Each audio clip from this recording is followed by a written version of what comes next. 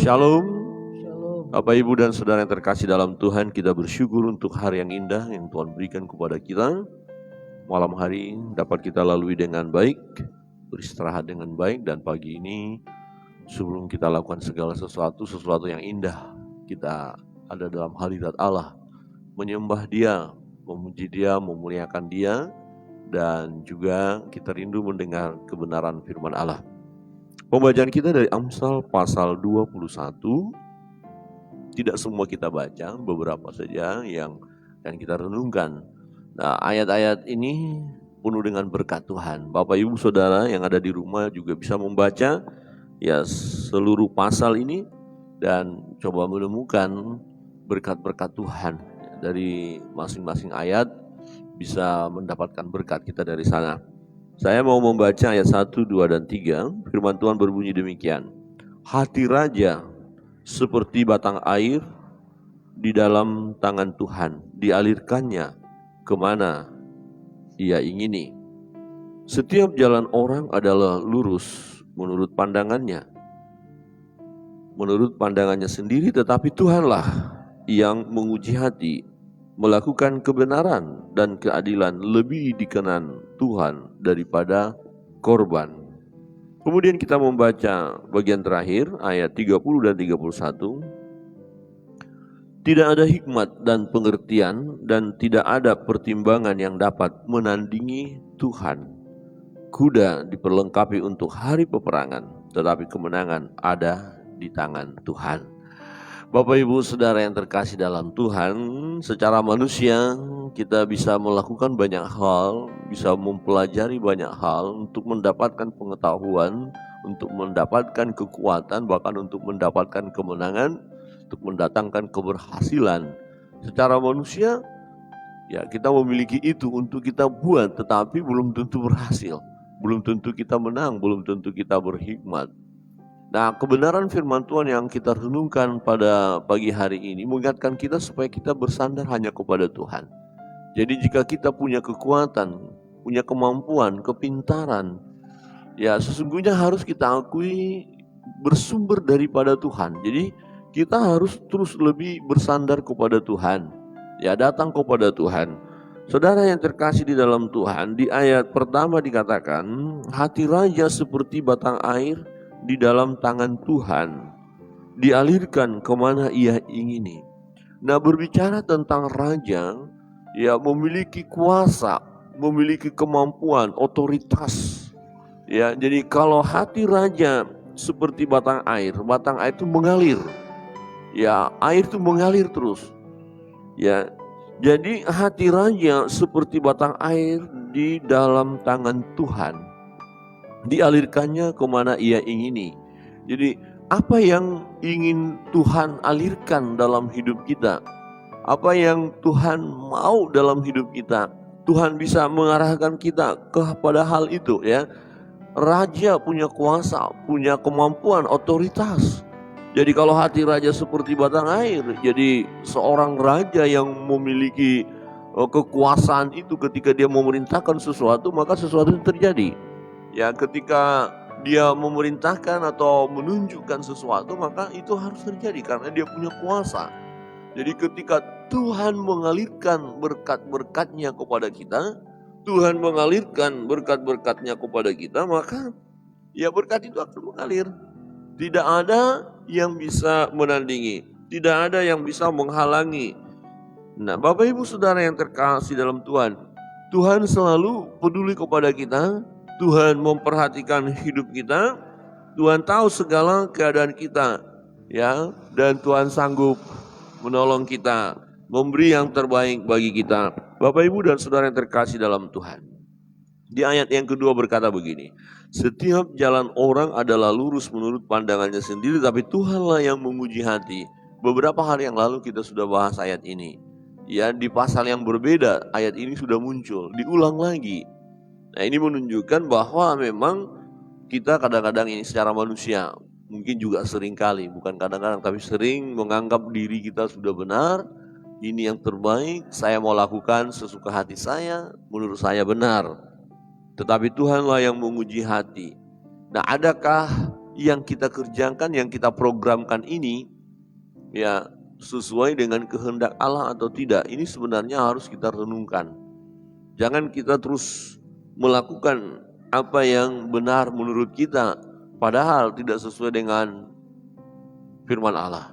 Nah, ini berbahaya. Jadi kita izinkan kita diuji oleh Tuhan melalui apa? Firman-Nya. Melalui firman Tuhan. Nah, Bapak Ibu Saudara yang terkasih dalam Tuhan, ayat yang ketiga berkata, melakukan kebenaran dan keadilan lebih dikenan Tuhan daripada korban. Ya, bagaimana hubungan kita dengan Allah? Apa yang Allah kehendaki dalam hidup kita? Adakah yang penting kita bawa persembahan-persembahan kita, korban-korban kita? Ada orang yang berpikir kalau persembahannya besar, maka dia lebih layak di hadapan Tuhan atau sangat layak di hadapan Tuhan, atau dia merasa lebih dihargai seperti itu. Orang mengandalkan, saya sudah membantu, saya sudah korban banyak, saya sudah bersedekah, saya sudah memberikan dana untuk pelayanan. Ya, bukan tidak penting itu penting, salah satu yang harus kita kerjakan. Tetapi apalah artinya itu kalau ternyata kita tidak melakukan kebenaran dan keadilan. Jadi yang dituntut oleh Tuhan adalah kehidupan kita yang berkenan di hadapannya. Itu jauh lebih penting daripada korban-korban yang kita lakukan. Memang waktu kita adakan korban kita adalah wujud penyembahan kita kepada Allah. Tetapi itu hanya sesaat atau kadang-kadang bisa menjadi manipulasi. Supaya kelihatan, kita ini menyembah dia, kita ini mempersembahkan yang terbaik bagi dia. Padahal faktanya dalam hidup kita tidak melakukan kebenaran dan keadilan. Nah, maka korban-korban kita adalah kesia-siaan. Bahkan di bagian lain dikatakan, kejijikan bagi Tuhan. Jadi kalau kita mempersembahkan sesuatu, tetapi hidup kita nggak beres, itu persembahan itu tidak diterima Tuhan ya. Tidak diterima Tuhan. Karena yang Tuhan kehendaki adalah hidup kita yang berkenan kepadanya, yaitu melakukan kebenaran dan keadilan. Nah, ini menjadi perjuangan bagi kita Bapak Ibu Saudara yang terkasih dalam Tuhan. Adakah dalam perjalanan hidup kita sudah melakukan kebenaran dan keadilan? Ya, mungkin kita berkata kita sudah adil. Oke, bagaimana dengan kebenaran? Apa yang kita perbuat selama ini, adakah sesuai dengan firman Allah atau tidak? Itu ukurannya ya Bapak Ibu. Ya, sesuai dengan firman atau tidak. Bapak Ibu dan Saudara yang terkasih dalam Tuhan, ini perlu kita merenungkannya ya.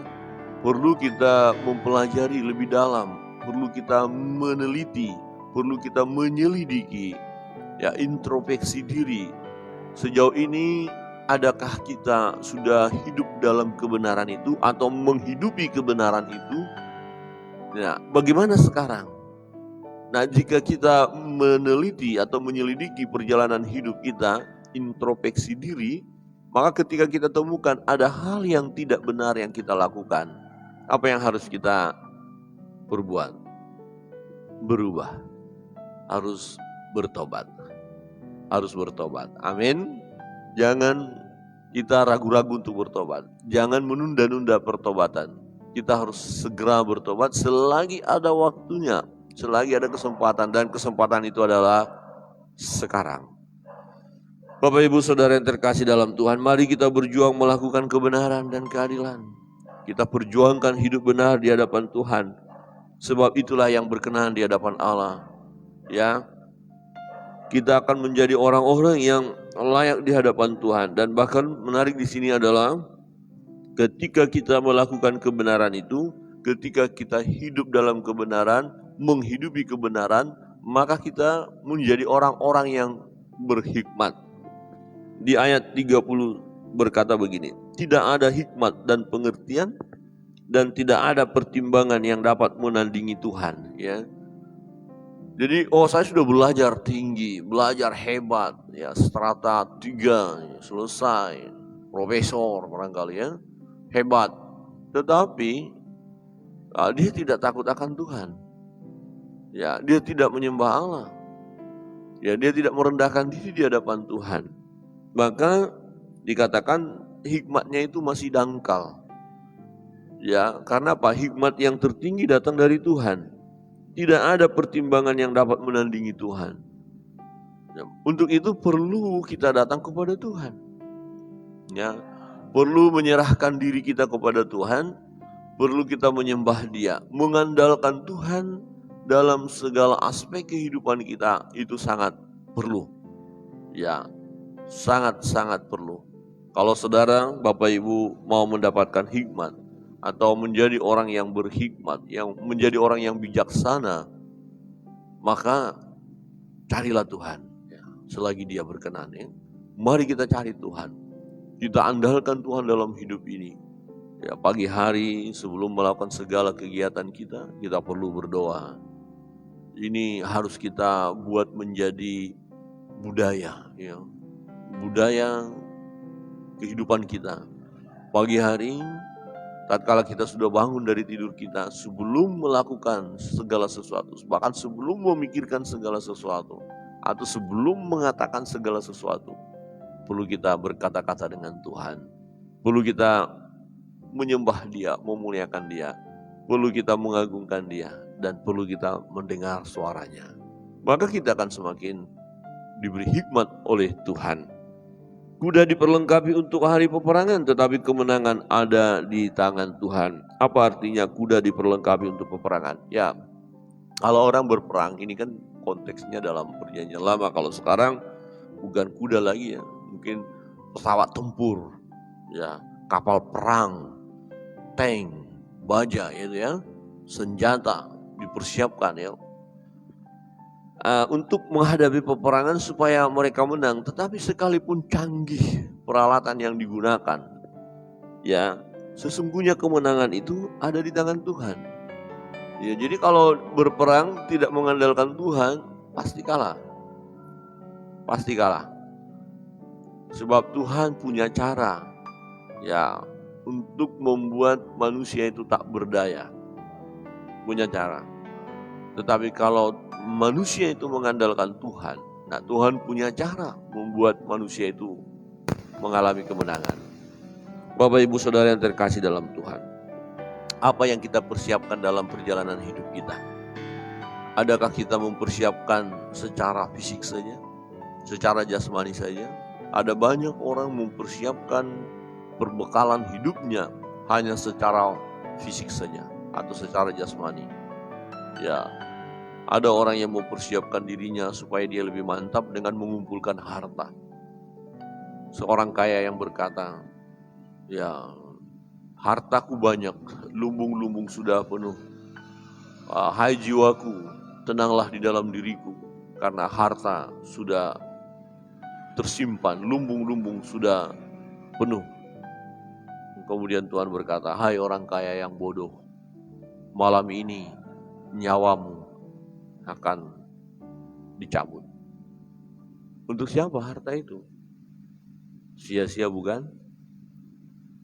Ya, jadi selagi hidup, perbekalan apa yang harus kita siapkan? Bukan hanya perbekalan secara jasmani, tetapi juga rohani.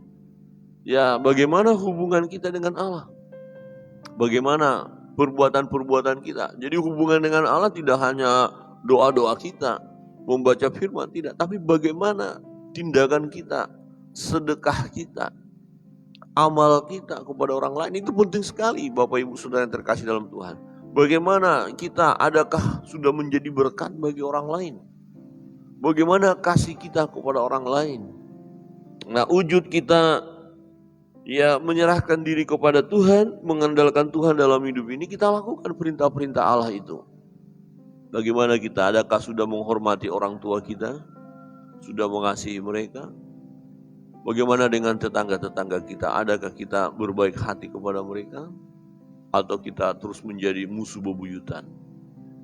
Ya, bagaimana dengan pekerjaan Tuhan? Adakah kita mau terlibat di dalamnya? Ketika di dalam ibadah kita atau di dalam sinode kita atau di dalam gereja kita ada yang membangun misalnya, adakah kita mau terlibat ya menopangnya, menyokongnya? Ketika ada acara-acara khusus ya kemanusiaan, Adakah kita mau terlibat di dalamnya? Nah, jadi Bapak Ibu Saudara yang terkasih dalam Tuhan, itu juga adalah perlengkapan-perlengkapan kita untuk masa yang akan datang. Ya, itu perlengkapan kita. Secara rohani ya, itu tindakan-tindakan yang memang tidak kita menuntut balasan secara jasmani, tidak. Ya. Jadi apa yang kita lakukan, perbuatan-perbuatan itu, pelayanan itu, kasih itu, pengorbanan kita, itu bersifat bernilai abadi, kekekalan. Jadi kerjakanlah pekerjaan-pekerjaan yang menghasilkan nilai kekekalan. Wah, ini menarik. Ya, maka dikatakan karena kemenangan ada di tangan Tuhan, ya kita andalkan Tuhan dalam hidup ini. Bukan berarti kita nggak ada perlengkapan loh ya. Bukan berarti kita secara jasmani cuek-cuek aja, hanya diam aja. Enggak. Lakukan apa yang bisa kita lakukan, yang memang seharusnya kita lakukan. Ya, perbuat itu. Dan kemudian Tuhan yang akan memberkati kita. Amin. Tuhan yang akan memberkati kita. Kiranya kebenaran firman Tuhan pagi hari ini menolong kita untuk mengandalkan Tuhan dalam hidup ini. Seperti hati raja, ia di tangan Tuhan. Ia alirkan kemana ia mau. Ya, berkuasa Tuhan itu. Tetapi ingat, ketika Tuhan ya memberikan berkatnya kepada kita, tentulah berkat itu diberikan kepada orang-orang yang setia kepadanya, kepada orang-orang yang melakukan kebenaran. Ya, dia juga Tuhan yang mengasihi, ya, yang menyukakan hati Tuhan, yaitu orang-orang yang mempersembahkan korban dengan cara yang benar, ya, yang hidupnya benar dan penuh dengan keadilan. Dia Tuhan yang mengasihi, yang memberikan kemenangan kepada orang-orang yang takut akan Dia, yang bersandar kepada Dia, yang berseru kepadanya, yang menyerahkan segala beban pergumulan kepadanya. Maka orang-orang ini adalah orang-orang yang diberkati Tuhan. Siapa dia? Dia adalah saudara dan saya. Amin. Tuhan mengalirkan berkatnya kepada kita. Tuhan terus mengalirkan berkatnya kepada kita. Dan kemudian kita pun dijadikan Tuhan saluran berkat kepada orang lain. Saluran berkat kepada orang lain. Sangat indah sekali hidup di dalam Tuhan. Biarlah kiranya kita terus semakin berhikmat dalam perjalanan hidup ini. Andalkan Tuhan. Sehingga kemenangan demi kemenangan terjadi dalam hidup kita. Kita akan masuk dalam doa-doa kita.